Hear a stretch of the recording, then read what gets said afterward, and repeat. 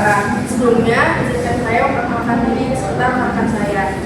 Saya Dian Sofiki dengan NPM 2312-011014. Lalu ada rekan saya Mutia Rahmadani dengan NPM 2312-011023. Selanjutnya ada Neza Aisyah Ikhani dengan NPM 2312-011049.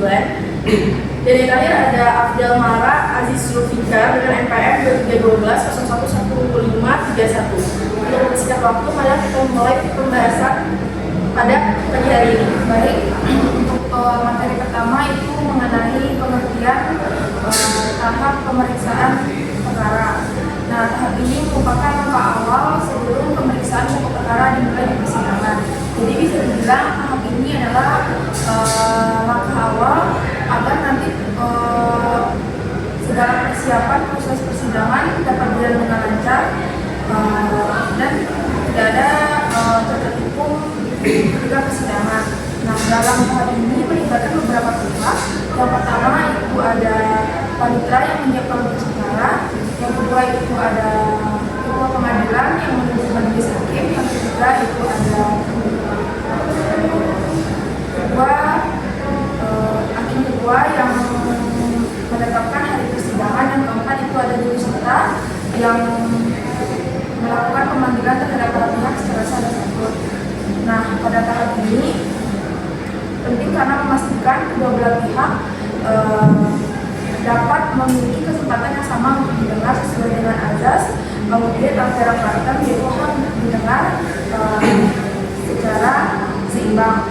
Nah, selanjutnya itu ada dasar hukum dari tahap persiapan pekerjaan perkara. Yang pertama itu ada pasal 121 HIR dan pasal 145 MBG tentang penunjukan majelis hakim. Yang kedua itu ada pasal 122 HIR dan pasal 146 MBG tentang pemanggilan oleh juri serta. Yang ketiga itu ada pasal 124 HIR dan pasal 148 MBG yang mengatur tentang penegak hukum dan masa layak. Yang keempat itu ada pasal 360 HIR dan pasal 718 MBG tentang tata cara pemanggilan yang sah dan makmur. Yang terakhir itu ada ada peraturan Mahkamah Agung nomor 1 tahun 2019 tentang administrasi perkara secara elektronik. Selanjutnya itu ada dari persiapan dan pemeriksaan perkara pada dasarnya adalah untuk mewujudkan azas peradilan yang sederhana, cepat dan biaya ringan sesuai dengan pasal 2 ayat 4 Undang-Undang 48 tahun 2009 tentang kekuasaan kehakiman. Tahap ini bertujuan agar pemeriksaan nantinya dapat berjalan dengan efektif dan disinilah pengadilan mengetahui kelengkapan dari gugatan, legal standing para pihak serta kemungkinan nanti adanya mediasi. Nah, sesuai dengan pendapat beberapa ahli juga, yaitu M. Yahya Harahap dan Sukmo Mertokusumo yang menyatakan bahwa tahap ini penting karena untuk memastikan peradilan nantinya menjadi dengan tertib, tidak berlarut-larut dan fokus pada pokok perkara. Jadi dapat dikatakan bahwa tahap ini adalah tahap untuk menyiapkan agar nanti persidangan berjalan dengan efisien. Lalu selanjutnya yaitu pendaftaran gugatan. Dalam proses perkara perdata, langkah awal yaitu pendaftaran gugatan. Gugatan diajukan ke pengadilan negeri sesuai dengan tempat tinggal tergugat sesuai pasal 118 HIR atau biasa dikenal dengan asas aktor sebagai permurai. Penggugat datang ke kepaniteraan membawa surat gugatan, diformulir dan juga membayar sepanjang biaya perkara. Setelah itu gugatan dicatat dan diberikan nomor register. Surat gugatan harus berisikan identitas para pihak, posita dan petitum. Jika surat gugatan tidak lengkap, maka bisa dinyatakan tidak diterima atau ditolak. Selanjutnya itu menunjukkan majelis hakim. Setelah gugatan terdaftar, maka ketua pengadilan akan menunjuk majelis hakim. Majelis hakim terdiri dari 1 hakim ketua dan 2 hakim anggota. Dalam penunjukannya, ketua pengadilan akan mempertimbangkan beban kerja, keahlian dan juga memastikan agar tidak terjadinya konflik of interest. Lalu penunjukan hakim tunggal hanya dilakukan ketika perkara sederhana sesuai dengan peraturan Mahkamah Agung nomor 2 tahun 2015. Selanjutnya yaitu penunjukan panitera pengganti. Selain menunjuk majelis hakim, ketua pengadilan akan menunjuk panitera pengganti. Tugas dari panitera pengganti yaitu mencatat seluruh jalannya sidang, menata alat bukti dan membantu hakim dalam menyusun putusan.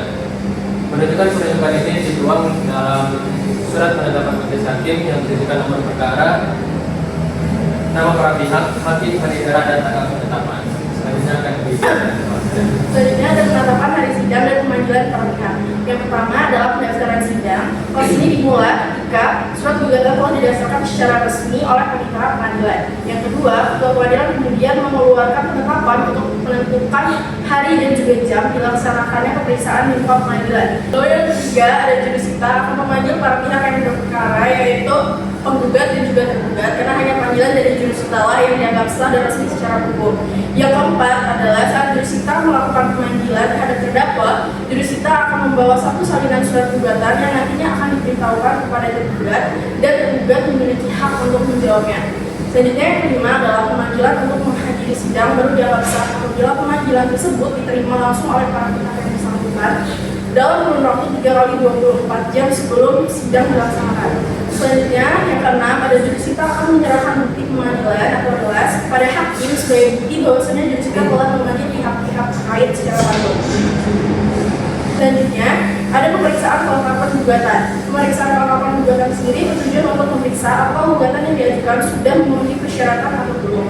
Syarat yang ada dalam surat gugatan yang pertama ada identitas dari para pihak, yang kedua ada dasar hukum untuk mengajukan gugatan, yang ketiga ada poin-poin tuntutan yang ditulis secara jelas, dan yang terakhir ada jika tidak memenuhi syarat gugatan dapat ditolak atau tidak diterima.